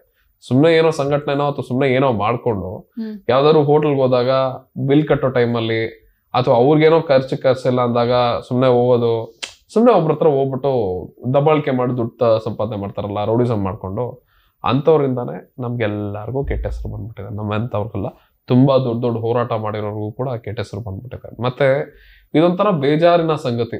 ನಮ್ಮಲ್ಲಿ ಹೆಂಗಾಗಿದೆ ಅಂದ್ರೆ, ಇನ್ನೊಂದು ಒಂದಿಷ್ಟು ಜನ ಕನ್ನಡಿಗರ ಹಾಗೆ ಮುಖವಾಡ ಹಾಕೊಂಡು ಕನ್ನಡಿಗರ ಮಧ್ಯೆನೆ ತಂದಿಡುವಂತಹ ಒಂದು ಕೆಲಸ ಮಾಡ್ತಾರೆ. ಅದ್ರಲ್ಲೂ ಈ ಟ್ವಿಟರ್ ಅಲ್ಲಂತೂ ಭಯ ಆಗುತ್ತೆ ಪೋಸ್ಟ್ ಏನಾದ್ರು ಮಾಡ್ಬೇಕಂದ್ರೆ. ಯಾಕಂದ್ರೆ ಅಲ್ಲಿ ಕಂಪ್ಲೀಟ್ ಲೆಫ್ಟಿಸ್ಟ್ ಕಂಪ್ಲೀಟ್ ರೈಟಿಸ್ಟ್ ಗಳೇ ಇದಾರೆ ಹೊರತು ಸಾಮಾನ್ಯವಾಗಿ ಯೋಚನೆ ಮಾಡೋದಂದ್ರೆ ಈ ಇನ್ಸ್ಟಾಗ್ರಾಮ್ ಫೇಸ್ಬುಕ್ ಅಲ್ಲಿ ಒಂದಿಷ್ಟು ಜನ ಇದಾರೆ. ಟ್ವಿಟರ್ ಅಲ್ಲಿ ಎಷ್ಟು ಮಟ್ಟಿಗೆ ಎಕ್ಸ್ಟ್ರೀಮಿಸಮ್ ಅನ್ನೋದಿದೆ ಅಂದ್ರೆ ತುಂಬಾನೇ. ಅಂದ್ರೆ ನಿಮ್ಗೆ ಯಾವ ತರ ಹೇಳ್ತೀನಿ ಅಂದ್ರೆ ಮ್ಯಾಮ್, ತಮಿಳವರು ಒಂದಿಷ್ಟು ಜನ ಕನ್ನಡದವ್ರ ತರ, ತಮಿಳವ್ರು ಏನಷ್ಟು ತಮಿಳವ್ರ ಒಂಥರ ನೇರವಾಗಿ ಯುದ್ಧಕ್ಕೆ ಬರ್ತಾರೆ, ಅವರು ಕನ್ನಡದವ್ರ ತರ ಮುಖವಾಡ ಹಾಕೊಂಡ್ ಬರಲ್ಲ. ಆದ್ರೆ ಒಂದಿಷ್ಟು ಈಗ ಬರ್ತಿರೋ ಒಂದಿಷ್ಟು ತೆಲುಗುವರು, ಈಗ ಬರ್ತಿರೋ ಒಂದಿಷ್ಟು ಮರಾಠಿಯವರು, ಅವರೆಲ್ಲ ಹೆಂಗಾಗಿದ್ದಾರೆ ಅಂದ್ರೆ ಕನ್ನಡನ ಇಷ್ಟು ಚೆನ್ನಾಗಿ ಕಲ್ತಿರ್ತಾರೆ ಅಂದ್ರೆ ವಾವ್ ಅನ್ಬೇಕು. ಆದ್ರೆ ನಮ್ಮ ಮಧ್ಯೆನೇ ತಂದಿಡ್ತಾರೆ. ನನಗೂ ಒಳ್ಳೊಳ್ಳೆ ತೆಲುಗು ಸ್ನೇಹಿತರಿದ್ದಾರೆ, ಮರಾಠಿ ಸ್ನೇಹಿತರಿದ್ದಾರೆ, ಅವರೆಲ್ಲ ಇಷ್ಟು ಕನ್ನಡಾಭಿಮಾನ ಇಟ್ಕೊಂಡವ್ರೆ. ಅವ್ರ ಕನ್ನಡ ಅಭಿಮಾನ ಹೆಂಗೆ ಅಂದ್ರೆ, ಕನ್ನಡಕ್ಕೆ ಏನಾದ್ರು ಆಯ್ತಾ ಆಪೋಸಿಟ್ ಇರೋನ್ ಒಬ್ಬ ಮರಾಠಿಯವನಾಗಿದ್ರು ಕೂಡ ಅಥವಾ ತೆಲುಗುವನಾಗಿದ್ರು ಕೂಡ ಇವ್ರಿಗೆ ಸಿಡ್ದೇಳ್ತಾರೆ. ಆದ್ರೆ ಈ ಒಂದು ಮುಕ್ಕೋಡ ಹಾಕೊಂಡ್ ಬರೋರು ಇದಾರಲ್ಲ ಕನ್ನಡಿಗರಾಗೆ, ಅವರೇನೆ ಎಲ್ಲಾ ಕಡೆ ಕನ್ನಡ ಹೋರಾಟಗಾರರು ಅಂದ್ರೆ ರೋಲ್ ಕಾಲು ಅಂತ ಹೇಳ್ಬಿಟ್ಟು ಪ್ರಚಾರ ಮಾಡ್ಬಿಟ್ಟು ಇವತ್ತು ನಿಜವಾಗ್ಲೂ ಒಬ್ರು ಕನ್ನಡ ಹೋರಾಟ ಮಾಡಿದ್ರು ಕೂಡ ಅದಕ್ಕೆ ತೂಕ ಇಲ್ದಿರೋ ಹಾಗೆ ಮಾಡ್ತಿದ್ದಾರೆ. ಮೊದಲು ಈ ಗುಳ್ಳೆನರಿಗಳನ್ನ ಹುಡುಕಿ ನಮ್ಮ ರಾಜ್ಯದಿಂದ ಹೊರಗೆ ಕಳಿಸ್ಬೇಕು. ರೋಮನ್ ಈಗ ಒಂದಷ್ಟು ಹೇಗಾಗಿದೆ ಅಂದ್ರೆ, ರೋಮನ್ ಆಗಿರ್ಬೋದು, ಅಲೆಕ್ಸಾಂಡರ್ ಆಗಿರ್ಬೋದು, ಬೇರೆ ದೇಶದ ರಾಜರುಗಳ ಕಥೆಗಳನ್ನ ಕೇಳ್ತಾ ಇದಾರೆ. ಬಟ್ ನಮ್ಮ ದೇಶದ ರಾಜರುಗಳ ಕತೆ ಕೇಳುವವರ ಸಂಖ್ಯೆ ಕಮ್ಮಿ ಆಗಿದೆ ಅಂತ ಅನ್ಸುತ್ತೆ. ಹೌದು, ಇದು ವ್ಯವಸ್ಥಿತವಾಗಿ ಆಗಿರೋದು. ಏನೋ ಕನ್ನಡಿಗರು ನಾನು ಅವ್ರನ್ನೇ ತಿಳ್ಕೊತೀನಿ ಅಂತ ಇದ್ ಮಾಡಿಲ್ಲ. ಮೊದ್ಲಿಂದಾನು ನಮ್ಮ ಇತಿಹಾಸ ಪುಸ್ತಕದಲ್ಲಿ ಏನಿತ್ತು, ಈಗ ಜವಾಹರ್ಲಾಲ್ ನೆಹರು ಅವರು ಒಂದ್ ಕಾಲದಲ್ಲಿ ಒಂದು ಪುಸ್ತಕ ಬರೀತಾರೆ, ಡಿಸ್ಕವರೀಸ್ ಆಫ್ ಇಂಡಿಯಾ ಅಂತ. ಅವ್ರು ನಾರ್ತ್ ಅವ್ರನ್ನ ಎಷ್ಟು ಹೊಗಳ್ಕೊಂಡು ಹೋಗ್ತಾರೆ ಅಂದ್ರೆ, ಕನ್ನಡದವ್ರ ಬಗ್ಗೆ ಬಂದಿದ ತಕ್ಷಣ ಅವ್ರು ತಮಿಳವ್ರಿಗೆ ಸಪೋರ್ಟ್ ಆಗಿರ್ಬೇಕು ಅಂತ ಇದು ಚೋಳನ ಮೆನ್ಷನ್ ಮಾಡ್ತಾರೆ ಆ ಪುಸ್ತಕದಲ್ಲಿ. ಮರಾಠಿಯವ್ರಿಗೆ ಒಬ್ಬ ಫೇವರಿಸಮ್ ಸಿಗ್ಬೇಕು ಅಂತ ಶಿವಾಜಿನ ಮೆನ್ಷನ್ ಮಾಡ್ತಾರೆ. ಅದೇ ಕರ್ನಾಟಕ ಅಂತ ವಿಷಯ ಬಂದಾಗ ನಮ್ಮ ರಾಜನ ಅವ್ರ ಹೆಸರೇ ತೆಗೆಯಲ್ಲ. ನಿಜವಾಗ್ಲು ಹೇಳ್ತೀನಿ, ನಮ್ಮ ನಾಡಿಗೆ ದೊಡ್ಡ ಕೊಡುಗೆ ಅಂದ್ರೆ ಆಲೂರು ವೆಂಕಟರಾಯರು. ಅವ್ರು ಬಂದ್ಬಿಟ್ಟು ಏಕೀಕರಣದ ಸಮಯದಲ್ಲಿ ಕರ್ನಾಟಕದ ಇತಿಹಾಸನ ನಮ್ ಕೈಲಿ ಕೊಟ್ಟಿರ್ಲಿಲ್ಲ ಅಂದ್ರೆ ತುಂಬಾ ಕಷ್ಟ ಆಗಿರೋದು. ಮತ್ತೆ ಈಗ ನೋಡಿ, ನಮ್ಮ ಭುವನೇಶ್ವರ್ ಕರ್ನಾಟಕ ಬಲ ಅವ್ರಾಗಿರ್ಬೋದು, ಧರ್ಮೇಂದ್ರ ಸರ್, ಸೊ ಇವರೆಲ್ಲರೂ ಇತಿಹಾಸ ಹೇಳೋದಕ್ಕೆ ಶುರು ಮಾಡಿದ್ಮೇಲೆ ನಮ್ಗೆ ಇತಿಹಾಸ ಗೊತ್ತಿರೋದು. ಈಗ ಇಮ್ಮಡಿ ಸುಮಾರು ಜನ ಹೇಳ್ತಾರೆ, ಬ್ರೋ ನಿಮ್ ವಿಡಿಯೋ ನೋಡ್ಬಿಟ್ಟು ನಂಗೆ ಗೊತ್ತಾಯ್ತು ಬ್ರೋ ಇಮ್ಮಡಿ ಪುಲಿಕೇಶಿ ಬಗ್ಗೆ ಅಂತ ಅಲ್ಲ. ನಾನ್ ಹೇಳ್ತಿರ್ತೀನಿ, ಬ್ರೋ ನನಗ್ ಗೊತ್ತಾಗಿದ್ದಾನೆ ಕರ್ನಾಟಕ ಬಲ ಚಾನೆಲ್ ಎಲ್ಲ ನೋಡ್ಬಿಟ್ಟು ಧರ್ಮೇಂದ್ರ ಸರ್ ವಿಡಿಯೋಸ್ ಎಲ್ಲ ನೋಡ್ಕೊಂಡು ಅಂತ. ಸೊ ನಮ್ಮ ಇತಿಹಾಸದಲ್ಲಿ ಕನ್ನಡಿಗರನ್ನ ಹೆಂಗೆ ಬ್ರಿಟಿಷ್ ಅವರು ಇದ್ ಮಾಡ್ತಾರೆ ಅಂದ್ರೆ ಇದು ಇವತ್ತು ನಿನ್ನೆ ಮೊನ್ನೆಯಿಂದ ನಡೆದಿರುವಂತಹ ಸಂಚಲ. ಇದು ತುಂಬಾ ದೊಡ್ಡ ಕುತಂತ್ರ. ಇದು ಕನ್ನಡದವರು ಇಡೀ ಸೌತ್ ಇಂಡಿಯಾನ ಆಳ್ತಿರ್ತಾರೆ. ಇಡೀ ಭಾರತವನ್ನ ಆಳಿದೇವಿ ನಾವು ಕನ್ನಡಿಗರು, ಏನ್ ಕಡಿಮೆ ಅಲ್ಲ. ಸೊ ಬ್ರಿಟಿಷ್ ಅವ್ರು ಯಾವಾಗ ಬರ್ತಾರಲ್ಲ, ಅವ್ರಿಗೆ ಟಿಪ್ಪು ಸುಲ್ತಾನ್ ಆಂಗ್ಲೋ ಮೈಸೂರು ಯುದ್ಧ ಆಗುತ್ತಲ್ಲ, ಅವಾಗ ಹೊಡೆದೋಗ್ಬಿಡುತ್ತೆ ನಮ್ಮ ಇಡೀ ಪೂರ್ತಿ ಪ್ರಾಂತ್ಯನ ಹೊಡೆದೋಗುತ್ತೆ. ಸೊ ಅವಾಗ ಬ್ರಿಟಿಷ್ ಅವ್ರು ಏನ್ ಪ್ಲಾನ್ ಮಾಡ್ತಾರೆ ಅಂದ್ರೆ, ಇಲ್ಲ ಕನ್ನಡದವ್ರನ್ನ ಒಗ್ಗಟ್ಟಾಗಿಡೋದ್ ಬಿಟ್ಬಿಟ್ರೆ ಮುಂದೆ ನಮಗ್ ತಿರುಗಿ ಬೀಳ್ತಾರೆ ಅವರು, ಅದಕ್ಕೋಸ್ಕರನೇ ನಾವು ಇವ್ರನ್ನ ಹಿಂಗಾದ್ರು ಮಾಡೋದು ಹೊಡೆದಾಕೋಣ ಅಂತ ಹೇಳ್ಬಿಟ್ಟು ಆದಷ್ಟು ಹೊಡೆದಾಕಿ ಹಿಂಗ್ ಕೂರಿಸ್ತಾರೆ. ಜೊತೆಗೆ ನಮ್ಗೆ ಯಾವಾಗ ಈ ಹೋರಾಟ ಎಲ್ಲ ನಡೆದ್ಬಿಡುತ್ತಲ್ಲ, ಯಾವ್ದು ಈ ಒಂದು ಭಾರತದ ಒಕ್ಕೂಟ ಅದೆಲ್ಲ ನಡೆದ್ಮೇಲೆ ನಮ್ಮ ಇವ್ರು ಕಾಂಗ್ರೆಸ್ ಸರ್ಕಾರದವರು, ನಂಗೆ ನಾಲ್ವಡಿ ಕೃಷ್ಣರಾಜ ಒಡೆಯರ್ ಅವ್ರ ಬಗ್ಗೆ ಗೊತ್ತಾಗಿರೋದೇನೆ ಈಗೀಗ ಒಂದು 4-5 ವರ್ಷದಲ್ಲಿ. ನನಗೊಂದು ವಿಷಯ ಗೊತ್ತಾಗಿದ ತಕ್ಷಣ ಆದಷ್ಟು ಅದ್ರ ಬಗ್ಗೆ ವಿಡಿಯೋ ಮಾಡಿ ಹಾಕಿದ್ದೀನಿ.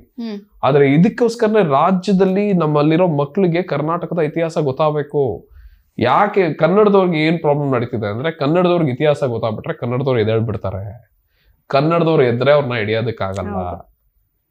ಮತ್ತೆ ಶಾಂತಿ ಸೌಹಾರ್ದತೆ ಅಂತ ಇದ್ದಂತಹ ಒಂದು ನಾಡು ನಮ್ದು. ಕುವೆಂಪು ಅವರು ಅವತ್ತಿನ ನಮ್ಮ ನಾಡಗೀತೆಯಲ್ಲಿ ಬರ್ತಿತ್ತು, ಸರ್ವ ಜನಾಂಗದ ಶಾಂತಿಯ ತೋಟ ಅಂತ. ಏನಕ್ಕೆ ಬರ್ತಿದ್ರು ಅಂದ್ರೆ, ಅವತ್ತಿನ ಕಾಲದಲ್ಲಿ ಕನ್ನಡದವರು ಮುಸ್ಲಿಂ ಅವರು ಅಷ್ಟು ಚೆನ್ನಾಗಿದ್ರು. ಅಂದ್ರೆ ಹಿಂದೂಗಳು ಮುಸ್ಲಿಮರು ಅಷ್ಟು ಚೆನ್ನಾಗಿದ್ರು, ಮುಸ್ಲಿಂ ಅವರು ಕೂಡ ಕನ್ನಡದವರಾಗೇ ಇದ್ರು. ಆದ್ರೆ ಇವತ್ತು ಕರ್ನಾಟಕದಲ್ಲಿ, ಅದ್ರೂ ನಮ್ಮ ಬೆಂಗಳೂರಲ್ಲಿ ಹೆಂಗೆ ಅಂದ್ರೆ, ಕನ್ನಡದವರು ಅಂದ್ರೆ ಬರೀ ಹಿಂದೂಗಳು ಅಷ್ಟೇ, ಮುಸ್ಲಿಂ ಅವ್ರು ಕನ್ನಡ ಮಾತಾಡಲ್ಲ ಅನ್ನೋ ತರ. ಯಾಕೆ ಈ ತರ ನಡೀತಿದೆ? ಕಾಂಗ್ರೆಸ್ ಅವರು ಅದನ್ನ ಮಾಡಿದ್ದಾರೆ. ಬಿಜೆಪಿ ಅವರು ಮುಸ್ಲಿಂ ಅವ್ರಿಗೆ ಉರ್ದು ಶಾಲೆಗಳನ್ನ ಕೊಡ್ತಿದ್ದಾರೆ, ಅನುದಾನಗಳನ್ನ ಕೊಡ್ತಿದ್ದಾರೆ. ಸೊ ಇಲ್ಲೇನ್ ನಡೀತಿದೆ ಅಂದ್ರೆ, ಆದಷ್ಟು ಇವ್ರೆಲ್ಲ ಒಗ್ಗಟ್ಟಾಗ್ಬಿಟ್ರೆ ನಮಗ್ ತೊಂದರೆ ಆಗತ್ತೆ ಅಂತ ಅವ್ರಿಗೆ ಗೊತ್ತಾಗಿದ್ದಕ್ಕೆ ಡಿವೈಡ್ ಅಂಡ್ ರೂಲ್ ಮಾಡ್ತಾ ಹೋಗಿದ್ದಾರೆ. ಬಟ್ ಅದೇ ನೀವೀಗ ಹೇಳ್ದಂಗೆ, ಬಟ್ ನೀವೇ ಗಮನಿಸಿರ್ಬೋದು, ಈಗ ಬೇರೆ ದೇಶದವ್ರದ್ದು ರೋಮನ್ ಆಗಿರ್ಬೋದು, ಅಲೆಕ್ಸಾಂಡರ್ ಆಗಿರ್ಬೋದು, ಕನ್ನಡ ಪುಸ್ತಕಗಳಲ್ಲಿ ಬರ್ತಾನೆ ಇದೆ ಸ್ಟೋರಿಗಳು. ಬಟ್ ಅದೇ ರೀತಿ ಇಮ್ಮಡಿ ಪುಲಿಕೇಶಿದಾಗಿರ್ಬೋದು, ಚೋಳರ ಆಗಿರ್ಬೋದು, ಬೇರೆ ಯಾರ್ದು ಬರ್ತಾನೆ ಇಲ್ಲ. ಯಾಕೆಂದ್ರೆ ಅದೇ ನಾನು ಹೇಳ್ದಂಗೆ ವ್ಯವಸ್ಥಿತವಾಗಿ ಕನ್ನಡಿಗರನ್ನ ಸಂಚು ಹಾಕಿದ್ದಾರೆ. ಅದು ಬ್ರಿಟಿಷ್ ಅವರೇ ಆಗಿರ್ಬೋದು, ಕಾಂಗ್ರೆಸ್ ಅವರೇ ಆಗಿರ್ಬೋದು, ಬಿಜೆಪಿ ಅವರೇ ಆಗಿರ್ಬೋದು. ನಾವು ಬರೀ ಶಾಲೆಯಲ್ಲಿ ಓದಿರೋದೇನು, ನಮ್ಮ ಇತಿಹಾಸ ಟೆಕ್ಸ್ಟ್ ಬುಕ್ ತೆಗೆದ್ರೆ ಇವತ್ತಿನವರೆಗೂ ನಮ್ಗೆ ಶಹಜಾನ್ ನೆನಪಿದ್ದಾನೆ. 10 ಮಾರ್ಕ್ಸ್ ಓದಿದೀವಿ. ಅವನೇನ್ ಕಿತ್ತು ದಬಾಕಿದಾನೆ ಅಂತ ಅವನ್ ಓದಿದೀವಿ ನಾವು. ಅಥವಾ ಔರಂಗಜೇಬ್ ಬಗ್ಗೆ ಓದಿದೀವಿ. ಔರಂಗಜೇಬ್ನ ನಮ್ಮ ಕೆಳದಿ ಚೆನ್ನಮ್ಮ ಅವ್ರು ಸೋಲಿಸ್ತಾರೆ, ಅವನು ಗ್ರೇಟ್ನೆಸ್ ನಾವು ಓದಿದೀವಿ. ಅಥವಾ ಈಗ ಶಿವಾಜಿ ಬಗ್ಗೆನೂ ಓದಿದೀವಿ. ನಮ್ಗೆ ಯಾಕೆ ಅವ್ರ ಬಗ್ಗೆ ತಿಳ್ಕೋಬೇಕು? ಇದು ವ್ಯವಸ್ಥಿತವಾಗಿ ಆಗಿರೋದು. ಬೇಕಂತ ಕನ್ನಡಿಗರನ್ನ ತುಳಿಬೇಕು ಅನ್ನೋ ಒಂದು ಪರಿಸ್ಥಿತಿ. ಮತ್ತೆ ಕನ್ನಡದವ್ರಿಗೆ ಯಾವತ್ತು ಇತಿಹಾಸ ಗೊತ್ತಾಗ್ತೋ ಕನ್ನಡಿಗರು ಎದ್ದೇಳ್ಬಿಡ್ತಾರೆ. ಯಾಕೆಂದ್ರೆ ಕನ್ನಡಿಗರ ಇತಿಹಾಸ ಇದೆಯಲ್ಲ, ಅದು ಸರ್ವಶ್ರೇಷ್ಠ ಇತಿಹಾಸ. ಯಾಕೆಂದ್ರೆ ನೀವು ಕನ್ನಡದ ಮೊದಲ ಸಾಮ್ರಾಜ್ಯ ಕದಂಬರು, ಅವರಾದ್ಮೇಲೆ ಬಂದಂತಹ ಚಾಲುಕ್ಯರು, ಅದಾದ್ಮೇಲೆ ಅವ್ರು ಎಂತ ಕನ್ನಡ ರಾಜ್ಯವನ್ನ ಕಟ್ತಾ ಹೋಗ್ತಾರೆ ಅಂದ್ರೆ, ನಾನು ಆಗ್ಲೇ ಹೇಳಿದಾಗ ಇಮ್ಮಡಿ ಪುಲಿಕೇಶಿ ಅವ್ರನ್ನ ನಾವೆಲ್ಲ ಏನಕ್ಕೆ ನೆನ್ಸ್ಕೋಬೇಕು ಅಂದ್ರೆ, ಅವ್ರು ಅವತ್ತು ಬಾದಾಮಿ, ಇವತ್ತು ಉತ್ತರ ಕರ್ನಾಟಕದಲ್ಲಿ ಬಾದಾಮಿ ಪರಿಸ್ಥಿತಿ ನೋಡಿ ಹೆಂಗಾಗಿದೆ ಅಂತ. ಅದೇ ಬಾದಾಮಿಯಿಂದ ಕೂತು ಇರಾಕ್ ವರ್ಗೂ ಆಳ್ತಾರೆ ಅಂದ್ರೆ ಅದ್ ಯಾವ್ದು ಚಿಕ್ಕ ವಿಷಯ ಅಲ್ಲ. ಮತ್ತೆ ಹರ್ಷವರ್ಧನ ಬಂದ್ಬಿಟ್ಟು ನಮ್ಮ ಮೇಲೆ ದಾಳಿ ಮಾಡ್ಕೊಂಡ್ ಬರ್ತಾನೆ. ನಮ್ ಚಿಕ್ಕ ವಯಸ್ಸಲ್ಲಿ ಹರ್ಷವರ್ಧನ ಅಂತ ಹೆಸರು ಕೇಳಿದ ತಕ್ಷಣ ಯಾರೋ ಗ್ರೇಟ್ ಅನ್ಕೋತಾ ಇದ್ವಿ. ಆದ್ರೆ ಅವನ್ ಬಗ್ಗೆ ನಮ್ಗೆ ಇದ್ದಿದ್ದು ಒಂದೇ line, Chalukyas defeated Harshavardhana. But ಯಾರು ಡಿಫೀಟ್ ಮಾಡಿದ್ರು ಹರ್ಷವರ್ಧನನ? ಅದ್ ತೋರಿಸ್ಲಿಲ್ಲ. ಯಾಕೆಂದ್ರೆ 2 ತರ ಇದೆ ದೇಶದಲ್ಲಿ. ಅಂತಾರಾಷ್ಟ್ರ ಒಂದು ಹೊರ ದೇಶದವ್ರಿಗೆ ಏನಂದ್ರೆ ನಮ್ ಬಗ್ಗೆನೆ ಜಾಸ್ತಿ ತಿಳ್ಕೊಬೇಕು, ನಾವೇ ಗ್ರೇಟ್ ಅಂತ ತಿಳ್ಕೊಬೇಕು. 2ನೇದು ಇಲ್ಲೇನಂದ್ರೆ ಆದಷ್ಟು ನಾರ್ತ್ ಇಂಡಿಯಾನೇ ಗ್ರೇಟ್ ಅಂತ ನಾವ್ ಅನ್ಕೋಬೇಕು. ಇಲ್ಲೂ ಎಷ್ಟೋ ಜನ ಸ್ವಾತಂತ್ರ್ಯಕ್ಕೋಸ್ಕರ ಹುತಾತ್ಮರಾಗಿರೋರು ಇದಾರೆ. ಯಾಕೆ ಅವರೆಲ್ಲ ನಮ್ಗೆ ಗೊತ್ತಿಲ್ಲ? ಯಾಕಂದ್ರೆ ನಾವು ತಿಳ್ಕೊಂಡಿಲ್ಲ. ಮತ್ತೆ ನಾವು ತಿಳ್ಕೊಂಡಿಲ್ಲ ಅನ್ನೋದಕ್ಕಿಂತ ಹೆಚ್ಚಾಗಿ ನಮ್ಮ ಪುಸ್ತಕಗಳು ಅವೆಲ್ಲ ಇರ್ಲಿಲ್ಲ. ಇದು ನಾನು ಹೇಳ್ದಂಗೆ ರಾಜಕೀಯ ಕುತಂತ್ರ. ಈ ವಿಡಿಯೋ ಮುಖಾಂತರನಾದ್ರೂ ಆದಷ್ಟು ಬಿಸಿ ಮುಟ್ಲಿ ಸರ್ಕಾರಕ್ಕೆ. ಇನ್ನಾದ್ರೂ ಕರ್ನಾಟಕದ ಇತಿಹಾಸನೇ ಮಕ್ಳು ತಿಳ್ಕೊಬೇಕು. ಮಕ್ಳು, ನಮ್ಮ ಕನ್ನಡದ ಕಂದಮ್ಮಗಳು ಕರ್ನಾಟಕದ ಇತಿಹಾಸನೇ ತಿಳ್ಕೊಬೇಕು. ನಮ್ಮ ಇತಿಹಾಸ ಹೇಳೋದೇ ತುಂಬಾ ಇದೆ. ನಮ್ಮ ಇತಿಹಾಸ ಯಾವ್ದೋ ವಾಟ್ಸ್ಆಪ್ ಯೂನಿವರ್ಸಿಟಿಯಲ್ಲಿ ಬಂದಿರೋ ಇತಿಹಾಸ ಅಲ್ಲ, ಗೋಡೆ ಮೇಲೆ ಕಿತ್ತಿರೋ ಇತಿಹಾಸ. ನೀವು ಸುಮ್ಮನೆ ಜೀವನದಲ್ಲಿ ಒಂದ್ಸಲ ಹಾಸನಲ್ಲಿ ಇದೆಯಲ್ಲ ಇದು ನಮ್ಮ ಏನೋ ಹಳೆಬೀಡು ಬೇಲೂರು, ಅಲ್ಲಿ ಹೋಗಿ ನೋಡಿ ಹೊಯ್ಸಳ ವಿಷ್ಣುವರ್ಧನ ಎಷ್ಟು ಸುಂದರವಾಗಿ ಅದನ್ನ ಕಟ್ಸಿದ್ದಾರೆ. ಬಾದಾಮಿಗೆ ಹೋಗಿ ನೋಡಿ, ಆ ಗುಹೆಗಳು ಎಷ್ಟು ಚೆನ್ನಾಗಿದೆ, ಆಯೋಹೊಳೆ ಪಟ್ಟದಕಲ್ಲು ಎಷ್ಟು ಸುಂದರವಾಗಿದೆ. ನಾವ್ ಇವತ್ತು ಏನ್ ಉಳಿಸ್ಕೊಂಡಿದೀವಿ ಅದ್ರ ಬಗ್ಗೆ ನಾವೆಲ್ಲ ಯಾರಾದ್ರೂ ಫಾರಿನರ್ಸ್ ಬಂದ್ರು ಇವಾಗ ಮೇಡಮ್ ಇದೇನಿದು ಅಂತ ನಮ್ಗೆ ಎಕ್ಸ್ಪ್ಲೈನ್ ಮಾಡಕ್ ಕೇಳಿದ್ರೆ ನಮ್ಗೆ ಗೊತ್ತಿಲ್ಲ ನಮ್ಮಲ್ಲಿರೋ ಎಷ್ಟೋ ಕನ್ನಡಿಗರಿಗೆ ಇದು ಯಾವಕ್ಕೆ ಸೃಷ್ಟಿ ಆಯ್ತು ಏನೋ. ಒಟ್ಟು ನಮ್ಗೆ ಗೊತ್ತಿರೋದೇನೋ ನಮ್ ಕನ್ನಡ ರಾಜರು ಮಾಡಿದ್ರು ಅಂತ. ಏನಕ್ಕೆ ಮಾಡಿದ್ರು, ಯಾಕೆ ಮಾಡಿದ್ರು, ಏನಕ್ಕೆ ಗೊತ್ತಿಲ್ಲ ಅಂದ್ರೆ ಇತಿಹಾಸದ ಪುಸ್ತಕದಲ್ಲಿಲ್ಲ. ಆದಷ್ಟು ನಮ್ಮ ಸರ್ಕಾರ, ಅದು ಕಾಂಗ್ರೆಸ್ ಆಗಿರ್ಲಿ ಅಥವಾ ಮುಂದೆ ಬರೋ ಬಿಜೆಪಿ ಆದ್ರೂ ಆಗಿರ್ಲಿ ಅಥವಾ ಯಾರಾದ್ರೂ ಆಗಿರ್ಲಿ, ಕರ್ನಾಟಕದಲ್ಲಿ ಕನ್ನಡದ ಕಂದಮ್ಮಗಳಿಗೆ ಕರ್ನಾಟಕದ ಪುಸ್ತಕದಲ್ಲಿ ಕನ್ನಡವೇ ಇರಬೇಕು, ಆದ್ರೆ ಕರ್ನಾಟಕದ ಇತಿಹಾಸನೇ ಇರಬೇಕು ಅಷ್ಟು. ಓಕೆ, ಒಂದ್ ಕಡೆ ನೀವು ಗಮನಿಸಿರ್ಬೋದು, ಉತ್ತರ ಕರ್ನಾಟಕದ ಮೇಲೆ ಮರಾಠಿಗರ ದಬ್ಬಾಳಿಕೆ ನಡೀತಾ ಇದೆ, ದಕ್ಷಿಣ ಕರ್ನಾಟಕದ ಮೇಲೆ ತಮಿಳುನಾಡಿಗರ ದಬ್ಬಾಳಿಕೆ ನಡೀತಾ ಇದೆ. ಏನಾಗ್ತಾ ಇದೆ ಇಲ್ಲಿ ಅನ್ನುವಂಥದ್ದು? ಇಲ್ಲಿ ಹೆಂಗಾಗ್ತಿದೆ ಅಂದ್ರೆ, ಈಗ ಬೇರೆ ರಾಜ್ಯಗಳನ್ನ ನೋಡಿದ್ರೆ ಅಲ್ಲಿರುವಂತಹ ರಾಜಕಾರಣಿಗಳು ಅಲ್ಲಿರುವಂತಹ ನೆಲ ಭಾಷೆಗೆ ಮತ್ತೆ ಅಲ್ಲಿರುವಂತಹ ನೆಲದ ಜನರಿಗೆ ತುಂಬಾನೇ ಬೆಂಬಲವಾಗಿ ನಿಂತ್ಕೊಂಡಿದ್ದಾರೆ. ಆದ್ರೆ ಕರ್ನಾಟಕ ಇದೆಯಲ್ಲ, ಇದೊಂಥರ ಮಾರಾಟ ಆಗ್ತಿದೆ, ಸೂಪರ್ ಆಗಿ ಮಾರಾಟ ಆಗ್ತಿದೆ. ಅದ್ರಲ್ಲೂ ಈ ಒಂದು MES ಅವ್ರಿಗೆ ಓಲೈಕೆ ಆಗಿರ್ಬೋದು, ಮರಾಠಿಯವರು ಬೆಳಗಾವಿಯಲ್ಲಿ ಕನ್ನಡಿಗರಿಗೆ ಹಲ್ಲೆ ಮಾಡ್ತಿರೋದಾಗಿರ್ಬೋದು, ಅದರಲ್ಲೂ ಕೂಡ ಒಂದಿಷ್ಟು ಮರಾಠಿಯವರು ಚೆನ್ನಾಗಿ ಕನ್ನಡ ಕಲಿತು ನಮ್ಮದೇನೆ ಕನ್ನಡಿಗರಾಗಿದ್ದು ಅವರು ಉತ್ತರ ಕರ್ನಾಟಕ ಸಪರೇಟ್ ಬೇಕು ಅಂತ ಕೂತ್ಕೊಂಡಿದ್ದಾರೆ. ಉತ್ತರ ಕರ್ನಾಟಕ ಸಪರೇಟ್ ಬೇಕು ಅಂತ ಕನ್ನಡಿಗರು ಕೇಳೋಕ್ಕಿಂತ ಹೆಚ್ಚಾಗಿ ಮುಖವಾಡ ಹಾಕೊಂಡಿರೋ ಕನ್ನಡಿಗರು ಕೇಳ್ತಿರೋದೇ ಜಾಸ್ತಿ ಆಗಿದೆ. ಕನ್ನಡಿಗರು ಹಾಗೆ ಮುಖವಾಡ ಹಾಕೊಂಡಿರೋ ಒಂದಿಷ್ಟು ಜನ ಇದಾರಲ್ಲ, ಅದ್ರ ಉತ್ತರ ಕರ್ನಾಟಕ ಸಪರೇಟ್ ಆಗೋದ್ರಿಂದ ಮಹಾರಾಷ್ಟ್ರ ಮತ್ತೆ ಅಲ್ಲಿರೋ ಮರಾಠಿಯವ್ರಿಗೆ ಮಾತ್ರ ಲಾಭ ಹೊರತು ಉತ್ತರ ಕರ್ನಾಟಕದ ಜನರಿಗಲ್ಲ. ಈ ಕಡೆ ಬೆಂಗಳೂರ್ನ ನೀವು ತಗೊಂಡ್ರೆ ತಮಿಳವರು, ಈ ಕಡೆ ತೆಲುಗವರು ಈ ರಿಯಲ್ ಎಸ್ಟೇಟ್ ಅಲ್ಲಿ ಬಂದು ಕೂತ್ಕೊಂಡಿದ್ದಾರೆ. ಮತ್ತೆ ಎಷ್ಟೋ ಜನ ನೀವು IT ಕಂಪನಿಗಳಲ್ಲಿ ನೋಡ್ಬೇಕು, ನೀವು ತೆಲುಗು ಅಂದಿದ ತಕ್ಷಣ ಅವನು ಹೈಯರ್ ಮಾಡ್ತಾರೆ. ಅಂದ್ರೆ ನಾನು ಹೇಳ್ತಿರೋದು ಈಗ 2012 ಆದ್ಮೇಲಿಂದ ಬಂದಿರುವಂತಹ ಒಂದು ಇದಿದೆಯಲ್ಲ, ಆ ಜನರೇಷನ್ ಅಥವಾ ವಲಸೆ ಬರ್ತಿದೆಯಲ್ಲ, ಅದು ಹೆಂಗಾಗ್ತಿದೆ ಅಂದ್ರೆ ಅವ್ರವ್ರ ಭಾಷೆಯ ಜನರನ್ನ ಮಾತ್ರ ಕೆಲ್ಸಕ್ಕೆ ಸೇರಿಸ್ಕೋತಾರೆ. ಅವ್ರ ಟ್ಯಾಲೆಂಟ್ ಇದೆಯೋ ಇಲ್ವೋ, ಡಿಗ್ರಿ ಇದೆಯೋ ಇಲ್ವೋ, ಸ್ಕಿಲ್ಸ್ ಇದೆಯೋ ಇಲ್ವೋ. ಮತ್ತೆ ಇವರು ಇತ್ತೀಚೆಗೆ ಬರ್ತಿರೋ ಆಂಧ್ರ, ತೆಲಂಗಾಣ, ತೆಲುಗುರಂತೂ ಎಷ್ಟು ಫೇಕ್ ಡಿಗ್ರೀಸ್ ಇಟ್ಕೊಂಡಿದ್ದಾರೆ ಅಂದ್ರೆ ಲಿಟ್ರಲ್ ಆಗಿ ಫಾರಿನ್ ಕಂಟ್ರೀಸ್ ಅಲ್ಲೆಲ್ಲ ಅವ್ರನ್ನ ತೆಗಿತಾ ಇದಾರೆ, ಇವರು ಫೇಕ್ ಡಿಗ್ರೀಸ್ ಮಾಡ್ಕೊಂಡು ಬಂದಿದ್ದಾರೆ ಅಂತ. ಸೊ ಒಟ್ನಲ್ಲಿ ನಮ್ಮ ಕನ್ನಡಿಗರ ಪರಿಸ್ಥಿತಿ ನಾನೇ ಆಗ್ಲೇ ಹೇಳ್ದಾಗೆ ನಾವು ಬಡತನಕ್ಕೆ ಹೋಗ್ತಾ ಇದೀವಿ, ನಾವೆಲ್ಲ ಗುಲಾಮರಾಗ್ತಾ ಇದೀವಿ. ಈ ಕಡೆ ದುಡ್ಡು ಮಾಡೋಣ ಅಂದ್ರೆ ನಮ್ಗೆ ಆ ಬಿಸ್ನೆಸ್ ಮಾಡೋದಕ್ಕೂ ಕೂಡ ರಾಜಕೀಯವಾಗಿ ನಮ್ಗೆ ಬೆಂಬಲ ಸಿಗ್ತಲ್ಲ ಕನ್ನಡಿಗರಿಗೆ. ಬೇರೆ ರಾಜ್ಯದಲ್ಲಿ ಸಿಗ್ತಿರುವಂತಹ ಬೆಂಬಲ ಏನಿದೆ ನೋಡಿ. ನಾನ್ ಮೊನ್ನೆ ಅದೇನೋ ಬಿಹಾರದ ಸಮಾವೇಶ ಏನೋ ಬಿಹಾರ ಎಲ್ಲೋ ನಡೀರೋ, ಬಿಹಾರದ ಇಲ್ಲಿನಿಗೆ ಸಮಾವೇಶ ನಡೀಬೇಕು. ಸೊ ಇದೆಲ್ಲ ಇಂಥ ದುರಂತಗಳು ಅದೇನಾದ್ರೂ ನಡೆದ್ರೆ ಅದು ಕರ್ನಾಟಕದಲ್ಲಿ ಬೆಂಗಳೂರಲ್ಲೇ ನಡೀತಿರೋದು. ಅದಕ್ಕೆ ನಿಮ್ಗೆಲ್ಲ ಹೇಳ್ತಾ ಇದೀನಿ, ಮುಂದಿನ ದಿನಗಳಲ್ಲಿ ಒಂದು ಪ್ರಾದೇಶಿಕ ಪಕ್ಷಗಳು ಬರ್ಲಿಲ್ಲ ಅಂದ್ರೆ ಕರ್ನಾಟಕದಲ್ಲಿ ಬಹಳ ಕಷ್ಟ ಇದೆ. ಅದರಲ್ಲೂ ಈಗ ಹೊಸ ತಂಡ ಶುರುವಾಗಿದೆ, ಅವರು ನಮ್ಮ ನಾಡು ನಮ್ಮ ಆಳ್ವಿಕೆ ಅಂತ. ಸೊ ಮುಂದೊಂದು ದಿನ ಅದೇನಾದ್ರು ಪ್ರಾದೇಶಿಕ ಪಕ್ಷ ಆದ್ರೆ ಕನ್ನಡಿಗರಿಗೆಲ್ಲ ಒಳ್ಳೇದಾಗತ್ತೆ. ಎಸ್, ಕನ್ನಡ ಹಾಗೂ ಕನ್ನಡ ರಾಜ್ಯೋತ್ಸವ November 1 ಮಾತ್ರ ಸೀಮಿತವಾಗಿದೆಯಾ ಅನ್ನಿಸ್ತಿದೆ, ಹೌದಾ? ಅದು ಖಂಡಿತ ಇಲ್ಲ. November 1 ನಾವು ಏನಕ್ಕೆ ಆಚರಣೆ ಮಾಡ್ತೀವಿ ಅಂದ್ರೆ ಇದು ಏಕೀಕರಣ ಆದ ದಿನ, ಕರ್ನಾಟಕ ಏಕೀಕರಣ ಆದ ದಿನ. ಇದೊಂಥರ ನಮ್ಗೆ ಬೇಜಾರಿನ ದಿನ ಕೂಡ. ಯಾಕಂದ್ರೆ ಈ ದಿನ ನಾವು ಕಾಸರಗೋಡ್ನು ಕಳ್ಕೊಂಡಿದೀವಿ, ಊಟಿನೂ ಕಳ್ಕೊಂಡಿದೀವಿ. ನಾವೇನು ಬ್ಯಾಜ್ ಎಲ್ಲ ಹಾಕೊಂಡು ಓಡಾಡ್ತೀವಿ ಗೊತ್ತಾ, ಕರ್ನಾಟಕದ ನಕ್ಷೆ ಅಷ್ಟು ಚಿಕ್ಕ ಮ್ಯಾಪ್ ಅಲ್ಲ ನಮ್ದು ತುಂಬಾ ದೊಡ್ಡದಾಗಿತ್ತು ಆ ನಮ್ಮ ನಕ್ಷೆ. ಆದ್ರೆ ಜನ ಎಲ್ರು ಹೇಳ್ತಿರ್ತಾರೆ, ನೀನ್ November 1 ಕನ್ನಡಿಗ ಅಂತ ಕೆಲವ್ರಿಗೆ ನಾವು ರೇಗಿಸ್ತೀವಲ್ಲ. ಆ November 1 ಕನ್ನಡಿಗನಲ್ಲೂ ಕೂಡ ಕೆಲವ್ರಿಗೆ ಕರ್ನಾಟಕದ ಇತಿಹಾಸ ಗೊತ್ತಿದ್ರು ಅಥವಾ ಕರ್ನಾಟಕದ ಸಂಸ್ಕೃತಿ ಗೊತ್ತಿದ್ರು, ತಮ್ಮ ಹೆಮ್ಮೆ ಇದ್ರು ಅವರು ವೆಸ್ಟರ್ನ್ ಆಗಿ ಅವ್ರು ಒಪ್ಕೊಂಡ್ಬಿಟ್ಟಿದ್ದಾರೆ. ಹೌದು, ನನಗೆ ಕನ್ನಡ ಇಷ್ಟ ಇಲ್ಲ, ನಾನು ಇಷ್ಟೇ ತಿಳ್ಕೊಂಡಿದ್ರು, ನಾನು ಬೇರೆದಕ್ಕೆ ನಾನು ಹೋಗೋದು ಅಂತ. ಸೊ ಅವರು November 1 ಕನ್ನಡಿಗರು. ಆದ್ರೆ ಕೆಲವ್ರಿಗೆ ಕರ್ನಾಟಕದ ಇತಿಹಾಸ ಗೊತ್ತಿರಲ್ಲ, ಕರ್ನಾಟಕದಲ್ಲಿ ಏನ್ ಸಮಸ್ಯೆ ನಡೀತಿದೆ ಅಂತಾನೆ ಗೊತ್ತಲ್ಲ. ಯಾಕಂದ್ರೆ ಅವ್ರು ಯಾವ್ದೋ ಬೇರೆ ಗುಂಗಲ್ಲಿದ್ದಾರೆ. ಸೊ ಆ ಗುಂಗಲ್ಲಿರೋರ್ಗೆ ನಾವು ಬಡ್ದೆಬ್ಬಿಸ್ಬೇಕಂದ್ರೆ ನಮ್ಮಲ್ಲಿರುವಂತಹ ನಮ್ಮ ಸುದ್ದಿ ವಾಹಿನಿಗಳು, ನಮ್ಮ ಟಿವಿಯಲ್ಲಿ ಪ್ರತಿದಿನ ಕೇಬಲ್ ಟಿವಿಯಲ್ಲಿ ಏನೇನ್ ನೋಡ್ತೀವಿ ಅಥವಾ ಡಿಶ್ ಟಿವಿಯಲ್ಲಿ ಏನೇನ್ ನೋಡ್ತೀವಿ, ಅವರೆಲ್ಲ ಕನ್ನಡದ ಬಗ್ಗೆ ಕನ್ನಡದ ಚರ್ಚೆಗಳಾಗಕ್ ಶುರು ಮಾಡಿದಾಗ ಆಗ ಪ್ರತಿದಿನ ಕನ್ನಡದವ್ರಿಗೆ ಏನೋ ಕನ್ನಡದ ಒಂದು ಅಸ್ಮಿತೆ ಗೊತ್ತಾಗುತ್ತೆ. ಸೊ ರಾಜಕೀಯವಾಗಿ ನಾವು ಸೋಷಿಯಲ್ ಮೀಡಿಯಾನ ಆಗಿರ್ಬೋದು ಅಥವಾ ಈ ಮನೇಲಿ ನೋಡೋ ಟಿವಿ ಆಗಿರ್ಬೋದು ಅಥವಾ ಮನೇಲಿ ಮಾತಾಡೋ ವಿಷಯಗಳಾಗಿರ್ಬೋದು, ಎಲ್ಲಾನು ಕರ್ನಾಟಕಕ್ಕೆ ಸಂಬಂಧಪಟ್ಟಿರೋದನ್ನ ಮಾತಾಡಿದಾಗ ಮೊದಲು ನಮ್ಮ ರಾಜ್ಯದ ಬಗ್ಗೆ ಚಿಂತೆ ಮಾಡೋಣ, ಆಮೇಲೆ ಬೇರೆ ರಾಜ್ಯದ ಬಗ್ಗೆ ಚಿಂತೆ ಮಾಡೋಣ. ಸೊ ಯಾವಾಗ ಜಾಸ್ತಿ ಇಲ್ಲಿ ನಡೀತಿದೆ, ಎಲ್ಲೋ UP ಮಾಡೆಲ್ ಬಗ್ಗೆ ಎಲ್ಲಿ ಕೂತು ಜಾಗಿಂಗ್ ಅಲ್ಲಿ ನಾವು ಡಿಸ್ಕಷನ್ ಮಾಡೋದಲ್ಲ. ಈ ಹಳೆ ಅಂಕಲ್ಗಳೆಲ್ಲ ನೋಡ್ರಿ ಅಲ್ಲಿ ಏನೋ ಬಂದ್ಬಿಡ್ತಂತೆ ನೋಡ್ರಿ, UP ಅಲ್ಲಿ ಎಲ್ಲೋ ಬ್ರಿಡ್ಜ್ ಆಯ್ತಂತೆ ರೀ, ಅದೆಲ್ಲೋ ಅದಾಯ್ತೆ ರೀ, ಅದೆಲ್ಲ ಬಿಟ್ಟು ಕರ್ನಾಟಕದಲ್ಲಿ ಏನ್ ನಡೀತಿದೆ, ಇದೇನ್ ನಡೀತಿದೆ, ಈ ತರ ಡಿಸ್ಕಷನ್ಗಳು ಜಾಸ್ತಿ ಆಗಿ ಶುರು ಆದಾಗ ಖಂಡಿತ ನವೆಂಬರ್ 1 ಕನ್ನಡಿಗರು ಕಡಿಮೆ ಆಗ್ತಾರೆ, ನಂಬರ್ 1 ಕನ್ನಡಿಗರು ಜಾಸ್ತಿ ಆಗ್ತಾರೆ. ಎಸ್. ಈಗ ಸೋಷಿಯಲ್ ಮೀಡಿಯಾಗಳಲ್ಲಿ ಹೇಗಾಗಿದೆ ಅಂದ್ರೆ ಟ್ಯಾಲೆಂಟ್ ಇರೋರು ಬೆಳೆಯೋದು ಕಷ್ಟ ಆಗ್ತಾ ಇದೆ. ಬಿಕಾಸ್ ಹೆಂಗೆ ಅಂದ್ರೆ ಈಗಷ್ಟೇ ಒಂದ್ ಸ್ವಲ್ಪ ಜನ ಬಂದಿರ್ತಾರೆ, ಬಂದು ಒಂದ್ 2-3 ವಿಡಿಯೋ ಮಾಡಿದ ತಕ್ಷಣ ಫುಲ್ ಟಾಪ್ ಅಲ್ಲಿ ಬಂದ್ಬಿಡ್ತಾರೆ. ಸೊ ಅದೆಲ್ಲ ಆಗ್ತಾ ಇರೋದ್ರಿಂದ ಎಲ್ಲೋ ಒಂದ್ ಕಡೆ ಟ್ಯಾಲೆಂಟ್ ಇರೋರು ಕೆಳಗಡೆನೆ ಇದ್ದಾರೆ ಅನ್ಸುತ್ತೆ. ಏನ್ ಹೇಳ್ತೀರಾ? ನಿಜವಾಗ್ಲೂ ಅದೊಂಥರ ತುಂಬಾ ದೊಡ್ಡ ದುರಂತ. ನನಗಂತೂ ತುಂಬಾ ನೋವಾಗುತ್ತೆ.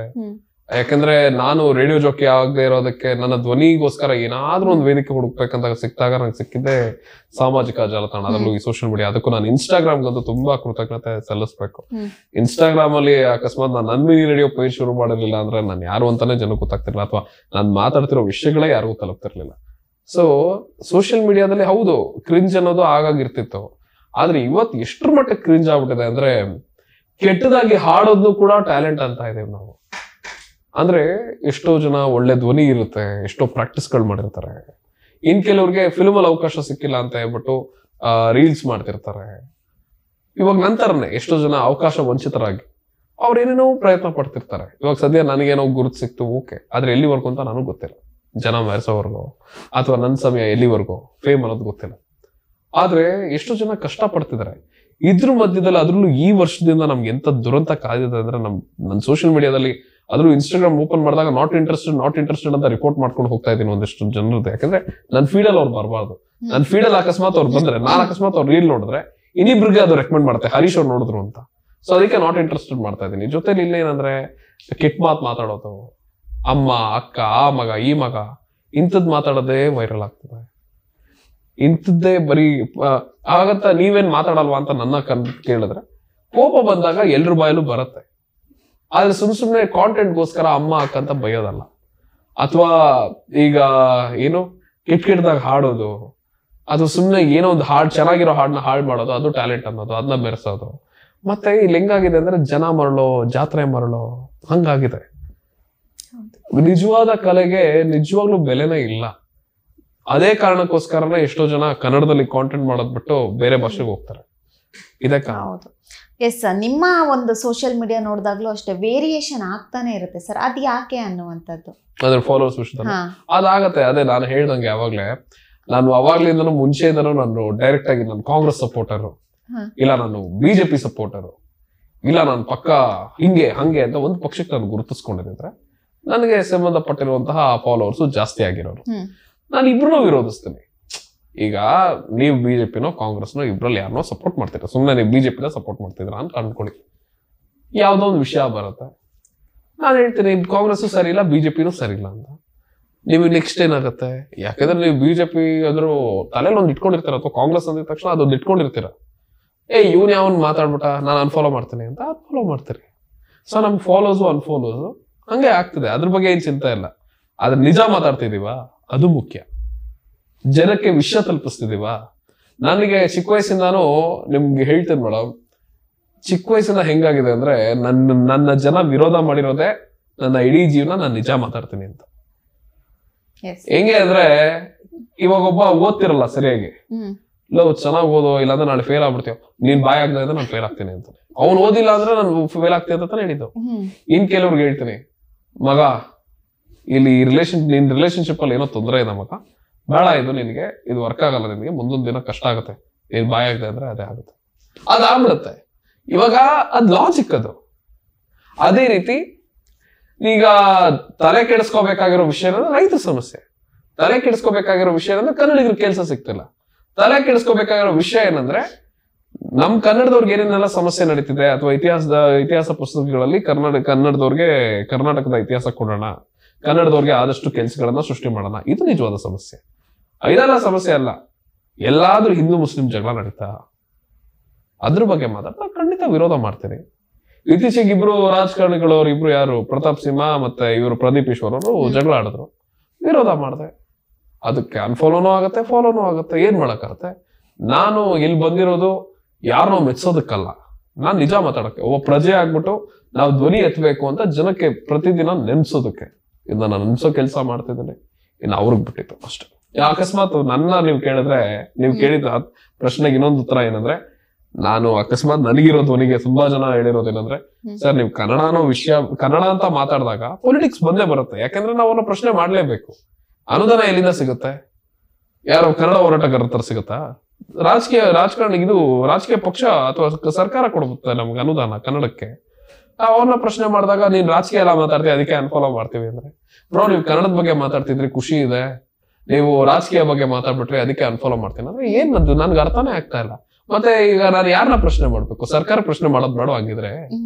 ಸೊ ಇದೊಂಥರ ತಲೆನೋವಾದ್ರೆ ಅದ್ರ ನಂಗೆ ಸುಮಾರು ಜನ ಹೇಳಿರೋದಂದ್ರೆ, ಬ್ರೋ ನೀವು ಕನ್ನಡ ಬಿಟ್ಟು ಬೇರೆ ಏನಾದ್ರು ಕಾಂಟೆಂಟ್ ಮಾಡಿದ್ರೆ, ಫುಡ್ ಬ್ಲಾಗಿಂಗ್ ಅದೆಲ್ಲ ಮಾಡಿದ್ರೆ ನಿಮ್ಗಿರೋ ವಾಯ್ಸ್ಗೆ ನಿಮ್ಗಿರೋ ಕಾಂಟೆಂಟ್ಗೆ ತುಂಬಾನೇ ರೀಚ್ ಆಗಿರೋದು ಅಂತ ಹೇಳ್ತಾರೆ. ಬಟ್ ನನಗೆ ಗೊತ್ತಿಲ್ಲ, ಬಹುಶಃ ದೇವರ ಒಂದು ನಿರ್ಣಯ ಇತ್ತೇನೋ ನಾನು ಕನ್ನಡದ ಬಗ್ಗೆ ಎಲ್ಲ ಧ್ವನಿ ಎತ್ತಬೇಕು ಅಂತ. ಯಾಕಂದ್ರೆ ನನಗಿದೆಲ್ಲ ನಾನು ಮಾಡ್ತೀನಿ ಮುಂದೊಂದ್ ದಿನ ಅನ್ನೋದು ನನಗೆ ಗೊತ್ತಿರ್ಲಿಲ್ಲ. ಇದೊಂಥರ ನನ್ನ ಎಳ್ಕೊಂಡ್ಬಿಡಿದೆ ಜಾಸ್ತಿ. ಅದು ನನಗೆ ಗೊತ್ತಿರೋ ತರ ಕನ್ನಡ ಕೆಲಸ ಮಾಡೋದಕ್ಕೆ, ನಿಯತ್ತಾಗಿ ಕೆಲಸ ಮಾಡೋದಕ್ಕೆ ತಾಯಿ ಭುವನೇಶ್ವರಿನೇ ನಿಯತ್ತಾಗಿರೋ ವ್ಯಕ್ತಿಗಳನ್ನ ಆಯ್ಕೆ ಮಾಡ್ಕೊಂಡಿದ್ರು. ಅದಕ್ಕೆ ನಾನು ನನ್ನ ಕೆಲಸ ನಿಯತ್ತಾಗಿ ಇಲ್ಲಿವರೆಗೂ ಮಾಡ್ಕೊಂಡು ಬಂದಿದ್ದೇನೆ, ಮುಂದೆನೂ ಮಾಡ್ತೀನಿ. Yes sir. ಕೊನೆಯದಾಗಿ, ಕಲಿತವರಿಗೆ ಅಮೃತ, ನೆನೆದವರಿಗೆ ನೆರಳು, ಅಂದವರಿಗೆ ದಾರಿದೀಪ, ಅಪ್ಪಿಕೋ ಈ ಕನ್ನಡವ ಅನ್ನೋ ಹಾಗೆ ನಿಮ್ಮ ಪ್ರಕಾರ ಕನ್ನಡ ಅಂದ್ರೆ, ಕರ್ನಾಟಕ ಅಂದ್ರೆ ಏನು ಸರ್? ಇದೊಂಥರ ಜ್ಞಾನ ದೇಗುಲ. ಇಲ್ಲಿ ನಡೆದಾಡುವ ದೇವರುಗಳು, ನಿಜವಾಗ್ಲೂ ದೇವರುಗಳನ್ನ ನಾವು ಕಣ್ಣಾರೆ ನೋಡಿದೀವೋ ಗೊತ್ತಿಲ್ಲ. ಆದ್ರೆ ಅನ್ನದಾಸೋಹ ಮಾಡಿದಂತಹ ನಮ್ಮ ಸಿದ್ಧಗಂಗಾ ಮಠ ಸ್ವಾಮೀಜಿಗಳಾಗಿರ್ಬೋದು, ಅಥವಾ ನಮ್ಮ ನಾಡಲ್ಲಿ ಹುಟ್ಟಿದಂತಹ ಬಸವಣ್ಣವರಾಗಿರ್ಬೋದು, ಅಥವಾ ಕುವೆಂಪು ಅವರಾಗಿರ್ಬೋದು, ಪೂಚಂತೆ ಅವರಾಗಿರ್ಬೋದು, ಅಥವಾ ಅಕ್ಕ ಮಹಾದೇವಿಯವರಾಗಿರ್ಬೋದು. ಸೊ ಇಂಥವರೆಲ್ಲ ಶರಣರು ಹುಟ್ಟಿರುವಂತಹ ನಾಡಿದು. ನಮ್ಮ ನಾಡಲ್ಲಿ ನಮ್ಗೆ ಎಲ್ಲದಕ್ಕಿಂತ ಜಾಸ್ತಿ ಹೇಳ್ಕೊಟ್ಟಿರೋದು ಏನಂದ್ರೆ ಕ್ಷಮಿಸುವಂತಹ ಒಂದು ಗುಣ. ಅದು ಹೇಗೆ ಅಂದ್ರೆ, ಕನ್ನಡದವ್ರಿಗೆ ಒಬ್ಬ ಕನ್ನಡಿಗ ಅಭಿಮಾನಿ, ಕನ್ನಡದ ಬಗ್ಗೆ ಅಭಿಮಾನ ನಿರಾಭಿಮಾನ ಏನೇ ಇದ್ರು ಅವನಲ್ಲಿ ಯಾವಾಗ್ಲೂ ಕ್ಷಮಿಸೋ ಒಂದು ಗುಣ ಇದ್ದೇ ಇದೆ. ಅವನಲ್ಲಿ ವಿಶಾಲ ಹೃದಯ ಅನ್ನೋದು ಇದ್ದೇ ಇದೆ. ಇಲ್ಲಿ ನೀರ್ ಕೇಳಿದ್ರೆ ಪಾನಕ ಕೊಡ್ತಾರೆ, ಎಳ್ನೀರ್ ಕೊಡ್ತಾರೆ, ನಿಜ. ನಾವು ಕನ್ನಡದವ್ರು ಇರೋದೇ ಹಾಗೆ. ಅದನ್ನ ಎಲ್ಲರೂ ಗೌರವಿಸಿದ್ರೆ ತುಂಬಾ ಒಳ್ಳೇದು. ಆದ್ರೆ ಒಳ್ಳೆಯವರಿದ್ದ ಕನ್ನಡಿಗರನ್ನ ಅನಾವಶ್ಯಕ ಕೆಣಕಿ ಈಗ ನಾವು ಕನ್ನಡಿಗರು ಅನಾವಶ್ಯಕ ಕೆಟ್ಟವರಾಗುವಂತಹ ಅಥವಾ ಸಿಟ್ಟು ಮಾಡ್ಕೊಳ್ಳುವಂತಹ ಪರಿಸ್ಥಿತಿ ಮಾಡ್ಕೊಂಡಿದ್ದಾರೆ ಕೆಲವರು. ಆದ್ರೆ ಕನ್ನಡಿಗರು, ಆದ್ರೆ ಯಾರೆಲ್ಲ ಬಂದು ನಮ್ಮ ಭಾಷೆನ ಪ್ರೀತಿಯಿಂದ ಕಲಿತಾರೆ, ನಾನ್ ಕರ್ನಾಟಕಕ್ಕೆ ಹೋಗ್ತಿದ್ದೀನಿ, ನನ್ ಜವಾಬ್ದಾರಿ ಅದು, ನನ್ನ ಭಾಷೆ ಕಲಿಬೇಕು, ಕನ್ನಡಿಗರನ್ನ ನಾನು ಗೌರವಿಸ್ಬೇಕು, ಅವ್ರು ತುಂಬಾ ಒಳ್ಳೆ ಜನ ಅಂತ ಯಾರಿಗಿರುತ್ತಲ್ಲ ಅವ್ರಿಗೆ ಕನ್ನಡಿಗರು ಯಾವಾಗ್ಲೂ ತುಂಬಾನೇ.